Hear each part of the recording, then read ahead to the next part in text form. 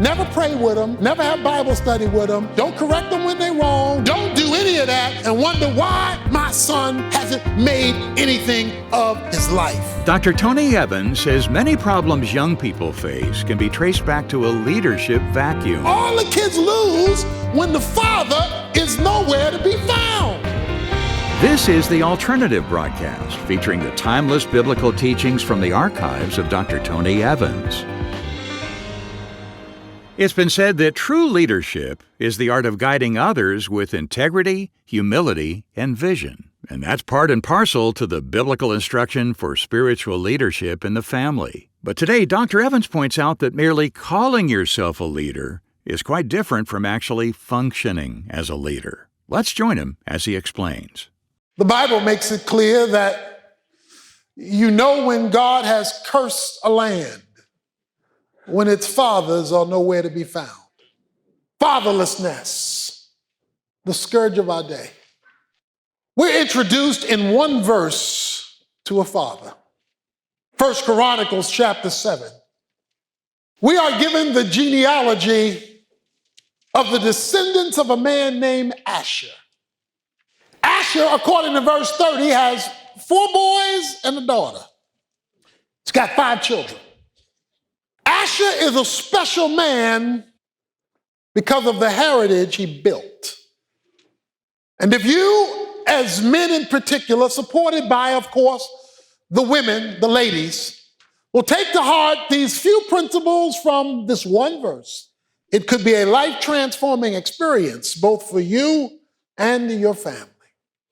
The first thing we read about Asher is that the sons of Asher were the heads of the father's houses.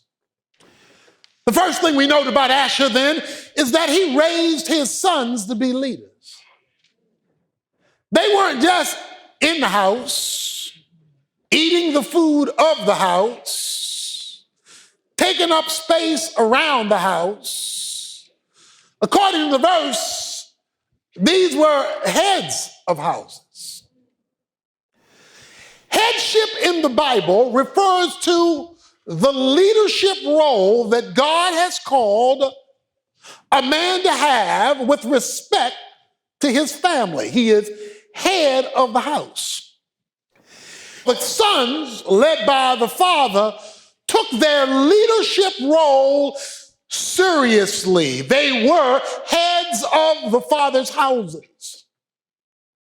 Every man, without exception, has been created to be a leader because every man has been created to be head of a household.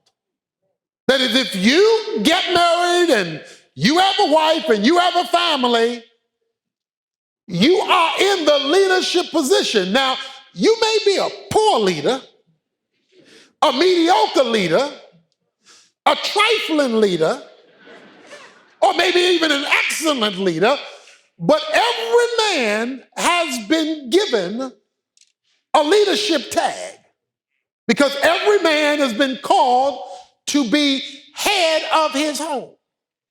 A leader is one who knows the way, shows the way, and goes the way.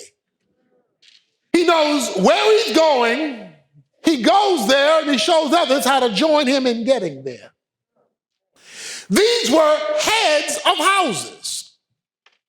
What then does it take for a man to be the head? If you're going to give direction because you're in the role of authority and you're going to own the responsibility, what does that look like? What did Asher's sons look like if they were the functional head, not just with a title? Well, the first thing a leader will always have is a picture. We call it vision. A leader always sees out in front of everybody else. A leader is always looking ahead. He has a clear mental picture, watch this, of a better future. When your wife married you, if you are indeed married, you probably made promises. And I can bet you all of your promises involved a better future. You talked about dreams and goals, and you painted a picture that she believed. She got a picture of a better future. A leader always has to have vision. A leader, in this case, the head of a home, does not only see the acorn, he sees the oak tree. Martin Luther King had a dream of a better future, which led to a civil rights movement. Nehemiah had a dream of a better Jerusalem, which led him to go back and rebuild the walls. Joshua and Caleb had a better picture, and so they could see that they could take the promised land. One of the reasons that heads of households today don't dream is because they don't see. Or all they see is what they're looking at. And then a leader has to have a plan. Having a picture is where you start. You gotta see something. You gotta have passion because that's the fire to motivate you to do it. But then you got a plan. You got to have a map. How are we going to get from here to there? Whenever God did something in the Bible, it was tied to a plan. Even the death of his son, who was slain before the foundation of the world, it was tied to a plan. God was working something out according to a plan. So if you're going to be the head, and it not just be a title, then you need a picture of a better future, you need a passion to get there, and you need a plan that's going to take us from where we are to where we are. This ain't about, I hope we get there someday. So here's my question to the heads of houses by title. If your family were to ask you, what is your dream for us, Dad? Could you articulate it? Do they feel the fire? And have they ever been shown a plan? If not, you are a leader by title, not by function. So he raised heads of households. Secondly, he raised sons who were excellers, choice men. He raised the cream of the crop. Not just boys, not just men, but the top of the line. Choice means top of the line. You know how when you go to pick fruit and you look at it, you want the best, the ripest, you want the one with the most color in it, you want the choice fruit. He raised choice children. These were sons who you would not mind your daughter marrying. Our problem for ladies today is not that there aren't men to marry, it's just that there aren't enough men worth marrying. It says he raised choice men, that is, men of high character, high ethical standards who accepted responsibility. Have you ever been behind somebody who was signaling right but turning left? See, a lot of guys talk a good game. All he has to have done is listen to somebody else and he can quote them. Which way is he turning? Not which way is he talking. A person signaling right and turning left is confused. These were men of high standards. They were not mediocre. They were not trying to make it. What's happening, brother? I'm trying to make it. Oh, you ain't it. You ain't it. Because trying to make it is getting by. Praise God for the many men who are here today who weren't just trying to get by, who weren't just satisfied with the status quo. These were choice men. But they were choice men, watch this, because Asher raised them to be that. He was the kind of father who insisted on excellence and was not satisfied with mediocrity. Let me explain something, man. If you are satisfied with your kids being mediocre, mediocre is what you're going to get. And mediocre is what you're going to raise, and they're going to be satisfied with mediocre grades, and they're going to be satisfied with mediocre performance, and they're going to be satisfied with mediocre friends, and they're going to be satisfied to date mediocre women because you raised them to be mediocre boys. No. Asher decided my boys are going to be cream of the crop, creme de la creme. Choice men. It amazes me today how in a room that's crowded and where there are no more seats, that men will allow women to stand for an inordinate amount of time and not budge. And it's not just young women, older women too. They don't care because we're not raising our boys to be choice men. We say, boy, if you can just get by like your daddy, you're going to be okay. And so they don't want to get up on Saturday and do their work. They don't want to fulfill their responsibilities. No, you're not going to hold them accountable if they do a sloppy job. So they grow up and mediocre boys or trifling boys become trifling men. But it says he raised his sons to be excellers, high standards, choice. There ought to be a line of excellent ladies wanting your boys to choose them because they are the pick of the litter. They're not just average. And I don't mean that in an academic sense. I mean, a person can only maximize their potential. I mean, they maximize their God-given giftedness. And the best way for them to maximize it is to see you maximizing yours. A father should tell his son about his dreams. And maybe you won't see all of your dreams. Maybe he'll pick it up and go further, but he ought to know that he can dream and that there is a better future than the one you had that you have planned for him. If you only finished high school, you want him to go further than you. You want him to be a choice man. When Dr. Evans returns in a moment, he'll talk more about the type of men Asher raised and how that relates to our roles as fathers today. Don't go away. If you're like most Christians, there are people in your life who know you but may not know Jesus. You really want to do something about that, but don't feel equipped to share your faith effectively. In other words, maybe if you knew more, you could do more. Well, that's where the Tony Evans Training Center comes in. It's an online Bible school with classes that'll take you deep into the most important core concepts of the faith. You can start with our free introductory course on evangelism, then move on to subjects like spiritual warfare, marriage building, maturing in the faith, and many more. The content is challenging, but you can move through it at your own pace anytime you're online. There's also lots of custom content from Tony and an online forum where you can get your specific questions answered. Go to tonyevans.org and follow the link to the Tony Evans Training Center. It's like having a seminary on your smartphone. I want to encourage you to take advantage of a valuable parenting resource package we put together to follow up on what we've been studying this week. It features Tony's 2-volume teaching series, Parenting on Purpose. Across these 13 messages, Dr. Evans shares practical biblical strategies for helping children develop character, conviction, and a faith that lasts beyond childhood.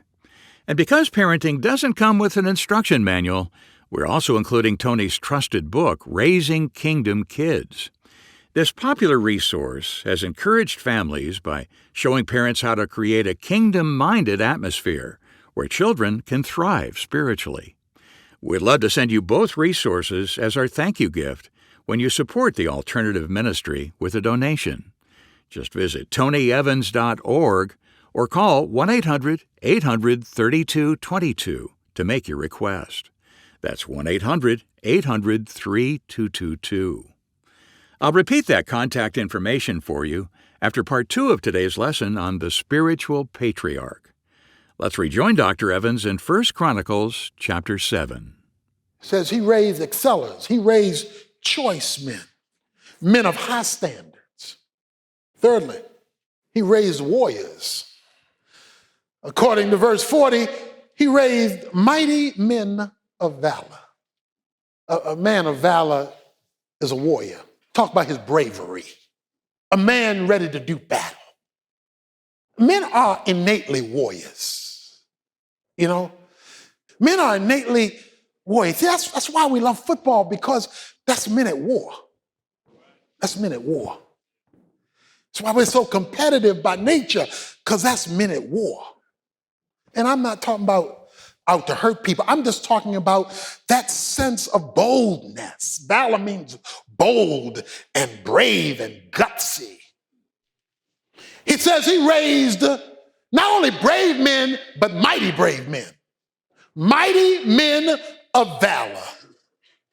Men who were ready to take a stand when a stand needed to be taken. A warrior is a man trained and equipped for battle. A man of courage and conviction who will take risk for a good cause. I'm not talking about fools. I'm talking about people who have a good cause. But now we enter into a massive problem, particularly for our boys, for our children in general, but particularly for our boys. Because instead of raising mighty men of valor, we are raising weak boys because they're being raised by weak men who are passive. It's like the little boy whose father was on a business trip, and the father was on a business trip. He said, well, Dad's on a business trip, so I'm the boy. He only had 2 sisters, so I am now the head of the family.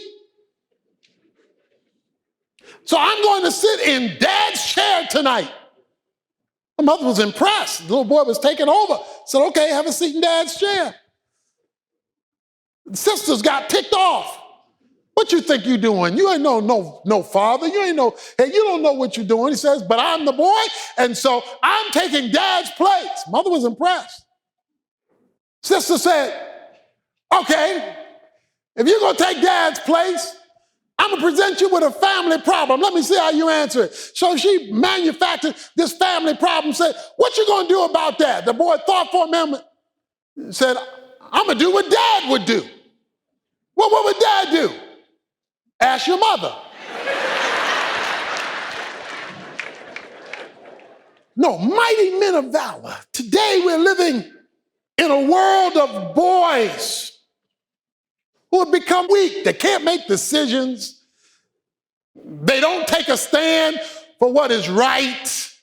They follow the crowd, which is why so many of them are getting in trouble with the crowd, because Dad's not there saying, no, you ain't going with them.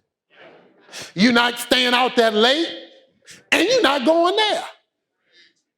How come, Dad? Real simple. I said so. It ain't that deep. It's because I said so. That's why.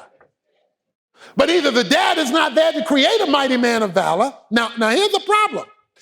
Because no matter how good a mother is, and I certainly appreciate the yeoman's work that so many, particularly of our single women, have done, but no matter, look, if a boy is raised by a mother with women all day at school, the Sunday school teacher at church is a woman. He is around women 24/7. So all the kids lose when the father is nowhere to be found.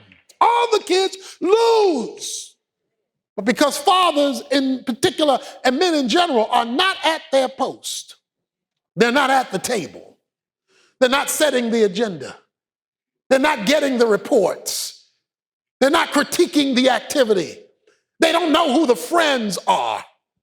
You say, well, what's my wife supposed to do? Real simple, help. She's not supposed to replace. She's only supposed to assist. So what you can't do, it is fine for her to help you do, but she should not feel she is the responsible agent here, because she's not. Finally, he raised mentors. It says his sons were the heads of the princesses. It says his sons were chiefs of the princesses. A prince is a king waiting to happen.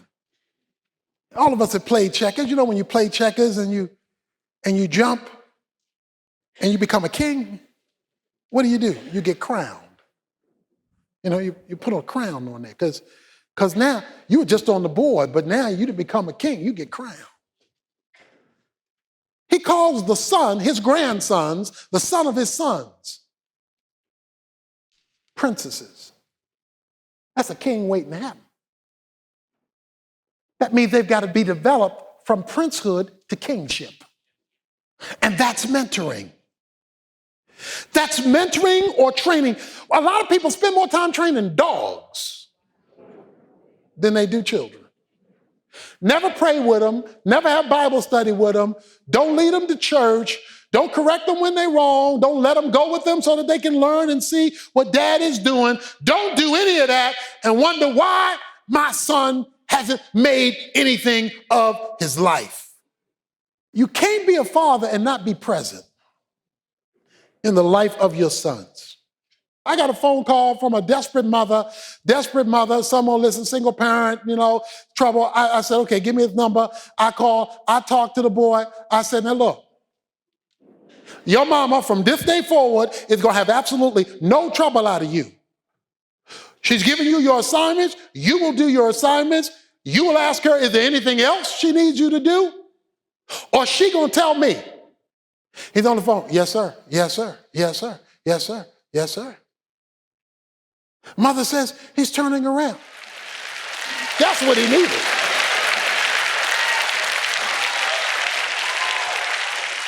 That's all he needed.